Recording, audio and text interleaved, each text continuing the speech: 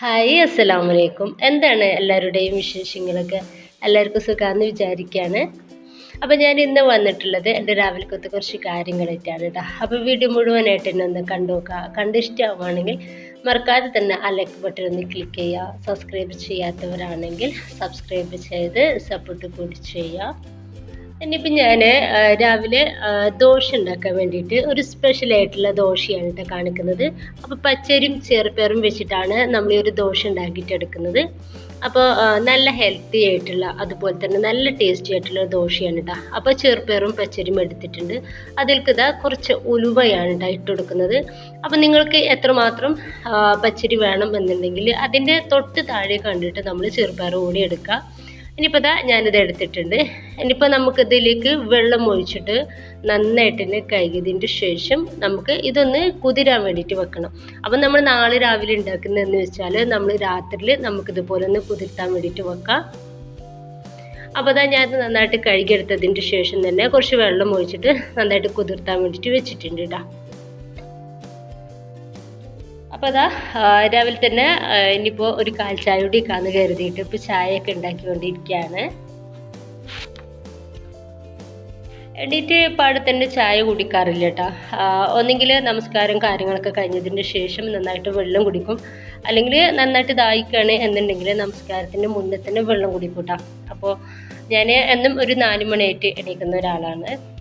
അപ്പോൾ നിസ്കാരവും കാര്യങ്ങളൊക്കെ കഴിഞ്ഞതിന് ശേഷം പിന്നെയാണ് കിച്ചണിലേക്ക് കയറുക. അപ്പോൾ ഫസ്റ്റ് രാവിലെ തന്നെ നന്നായിട്ട് സ്ട്രോങ് ആയിട്ടുള്ളൊരു ചായ, വൈകിട്ട് ഒരു ചായ കേട്ടോ. ഈ 2 ടൈം മാത്രമേ ഞാൻ ചായ കുടിക്കാറുള്ളൂ. അപ്പോൾ ഇതാ അതിൻ്റെ ശേഷം പിന്നെ നമ്മൾ ചായയും കടിക്ക് കുടിക്കില്ലേ, അപ്പോൾ ആ ടൈമിലൊക്കെ വെള്ളം മാത്രമാണ് കേട്ടോ കുടിക്കുക, ചായ കുടിക്കൂല. അപ്പോൾ ഇതാ ചായയൊക്കെ ഒന്ന് കുടിച്ചുകൊണ്ടിരിക്കുകയാണ്. അപ്പോൾ കുട്ടികളൊക്കെ എണീറ്റിട്ടില്ല കേട്ടോ. അവർക്ക് നമസ്കാരം കാര്യങ്ങളും കഴിഞ്ഞതിന് ശേഷം കിടന്നതാണ്.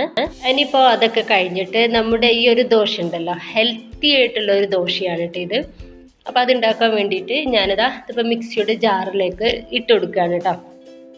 അപ്പോൾ ഇതെങ്ങനെയാണെന്ന് വെച്ചാൽ നമ്മൾ കൂടുതൽ വെള്ളത്തിലല്ല, അപ്പോൾ കുറച്ച് വെള്ളത്തിൽ വേണം നമ്മളിത് അരച്ചെടുക്കാൻ വേണ്ടിയിട്ട്. അപ്പോൾ ഇത് നന്നായിട്ട് തന്നെ അതൊന്ന് അരച്ചെടുക്കണം കേട്ടോ. ഇനിയിപ്പോൾ ഞാൻ ഇതൊന്ന് നോക്കുന്നുണ്ട്, അരഞ്ഞിട്ടുണ്ടെന്ന് നോക്കുകയാണ്. അപ്പോൾ ഇത് കുറച്ച് ലൂസിലായിട്ട് ഇരിക്കുന്നത്. അപ്പോൾ ഈ ഒരു വെള്ളത്തിലേക്ക്, ഈ ഒരു മാവിലേക്ക് തന്നെ ഈ മിക്സിയിലേക്ക് തന്നെ ഞാൻ കുറച്ചുകൂടി ചെറുപയറും അതുപോലെ തന്നെ പച്ചരിയും കൂടി ഇട്ട് കൊടുക്കുകയാണ് കേട്ടോ.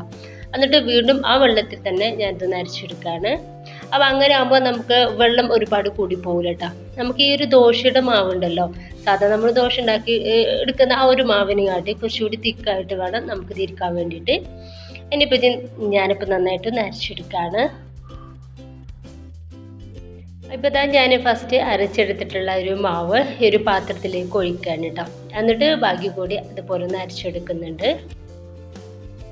ഇനി നമുക്ക് ദോശ ഒന്ന് ചൂടാട്ടോ. അതിന് വേണ്ടിയിട്ട് ഞാനിതാ ഒരു ഫ്രൈ പാന് അടുപ്പത്ത് വെച്ചിട്ടുണ്ട്. അപ്പോൾ നന്നായിട്ട് ചൂടായതിൻ്റെ ശേഷം അതിലേക്ക് ഇതാ ഇതുപോലെ മാവെടുത്ത് ഒഴിച്ചു കൊടുക്കുന്നുണ്ട്. അപ്പോൾ നമുക്ക് ദോശ മാവിന് അടി കുറച്ചുകൂടി തിക്കായിട്ട് വേണം ഈ ഒരു മാവ് ഇരിക്കാൻ വേണ്ടിയിട്ട്.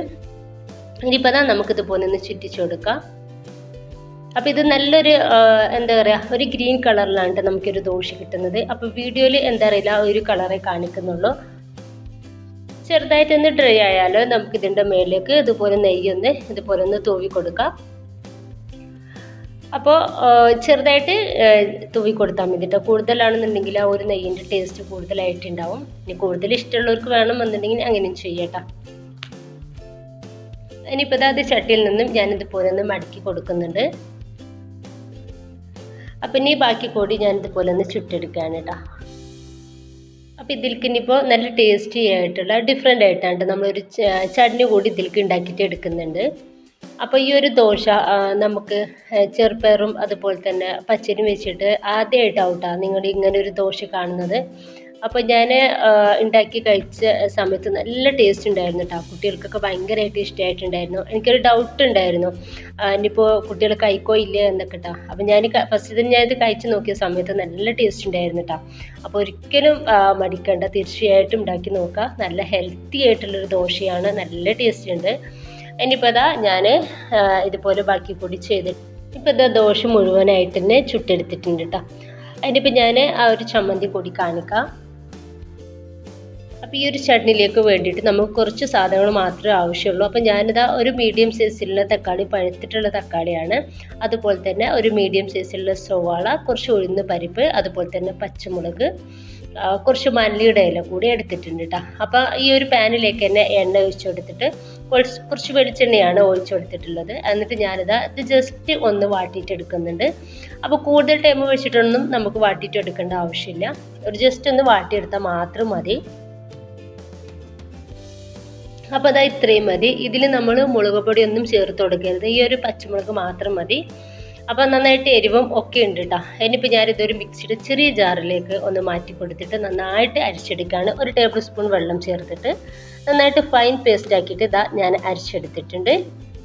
അതിന് നമുക്കിതൊന്ന് താളിക്കാൻ വേണ്ടിയിട്ട് വെളിച്ചെണ്ണയിലേക്ക് കടുകും അതുപോലെ തന്നെ കറിവേപ്പിൻ്റെ ഇല കൂടി ചേർത്തിട്ട് ഈ ഒരു പാത്രത്തിലേക്ക് തന്നെ ഒഴിച്ചു കൊടുക്കാൻ കേട്ടോ. ഇനി നമ്മൾ ഈ ചട്നി ചൂടാക്കിയിട്ട് എടുക്കേണ്ട ഒരു ആവശ്യമില്ല. അപ്പോൾ ഇത്രയാണ് ഉള്ളത്. ഇനിയിപ്പോൾ ചായയൊക്കെ ഒന്ന് കുടിക്കാൻ വേണ്ടിയിട്ട് നിൽക്കുകയാണ്. അപ്പോൾ നല്ല ടേസ്റ്റുള്ള ഒരു ദോശയും അതുപോലെ തന്നെ നല്ല ടേസ്റ്റുള്ള ഒരു ചട്നിയാണ് കേട്ടോ ഇത്. ഇനിയിപ്പോൾ ഒന്ന് ചായയൊക്കെ ഒന്ന് കുടിക്കുകയാണ്. അപ്പോൾ മൂത്ത ആൾ ട്യൂഷന് പോയിട്ടുണ്ട്. അപ്പോൾ അവന് ചായയൊക്കെ കുടിച്ച് കഴിഞ്ഞിട്ട് ട്യൂഷന് പോയിട്ടുണ്ടായിരുന്നു. അപ്പോൾ ഈ ഒരു ദോശനെ പറ്റിയിട്ടുള്ള അവൻ്റെ അഭിപ്രായം ചോദിച്ചപ്പോൾ അവൻ പറഞ്ഞ് സൂപ്പറാണ്, നല്ല ടേസ്റ്റ് ഉണ്ടെന്ന് പറഞ്ഞിട്ടുണ്ട്. അപ്പം ഇനിയിപ്പോൾ എനിക്കും നല്ല ടേസ്റ്റായിട്ട് തോന്നിയിട്ട് ഇത്.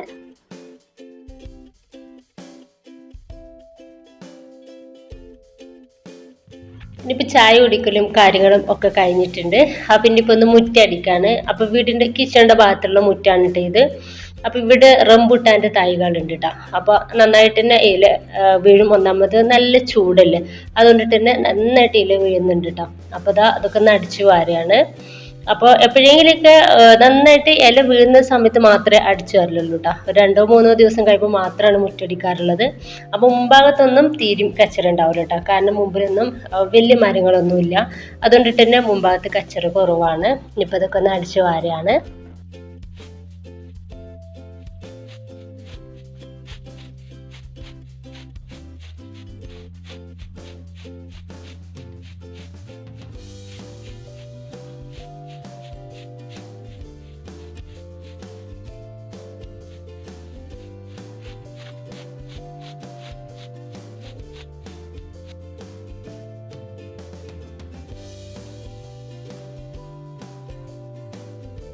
ഇപ്പോൾ അടിച്ചു വാരലൊക്കെ കഴിഞ്ഞ് മൊത്തം നന്നായിട്ട് ക്ലീൻ ആയിട്ടുണ്ട്. ഇനിയിപ്പോൾ ഈ ഒരു സൈഡിൽ കൂടി ഉണ്ട് കേട്ടോ കുറച്ച്.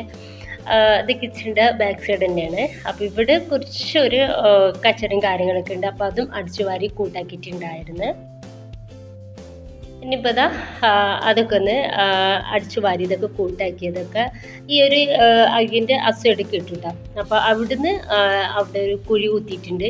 അപ്പോൾ അതിലേക്കാണ് ഈ വേസ്റ്റ് കാര്യങ്ങൾ. വേസ്റ്റ് എന്ന് വെച്ചാൽ ഇലകളുണ്ടല്ലോ, ഉണങ്ങിയിട്ടുള്ള ഇലകൾ, അതൊക്കെയാണ് കേട്ടോ അതിലേക്ക് ഇടുക. അപ്പോൾ മൊത്തത്തിൽ ഇവിടേക്ക് ഇടും, ഈ അകിൻ്റെ സൈഡിലേക്ക്. എന്നിട്ട് പിന്നെ ഞാൻ അവിടുന്ന് ആ ഒരു കുഴിയിലേക്ക് അടിച്ചു വാരിയിടും കേട്ടോ. അതിനെയാണ് ചെയ്യാറ്. അതിലിപ്പോൾ ഞാൻ ഇതൊക്കെ ഒന്ന് എന്താ പറയുക, മുറ്റൊക്കെ ഇവിടെയും കൂടി ഒന്ന് റെഡി ആക്കിയിട്ട് എടുക്കുകയാണ്.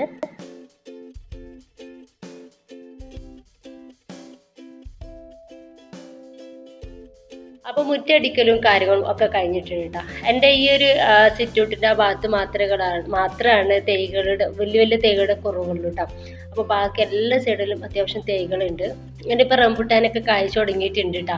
അപ്പോൾ റംബുട്ടാൻ ഈ പ്രാവശ്യം കുറവാണ്, നല്ല ചൂടായത് കൊണ്ടിട്ടാണ് തോന്നുന്നത്. അപ്പോൾ ഈ ഒരു പൂവുണ്ടല്ലോ നല്ലൊരു മണമാണ്. അപ്പോൾ ഞാനിത് കണ്ടപ്പോൾ അപ്പോൾ വീഡിയോ എടുത്തെന്ന് മാത്രമേ ഉള്ളൂ. ഇത്രയൊക്കെയുള്ളൂ ഇന്നത്തെ വീഡിയോ. ഇഷ്ടമായിട്ടുണ്ടെന്ന് വിചാരിക്കുകയാണ്. ഇഷ്ടമായിട്ടുണ്ടെങ്കിൽ ലൈക്കും അതുപോലെ തന്നെ ഷെയർ ചെയ്യുക. സബ്സ്ക്രൈബ് ചെയ്യാത്തവരാണ് സബ്സ്ക്രൈബ് കൂടി ചെയ്യട്ടോ. ഇൻഷാ അല്ലാഹ്. ഓക്കെ.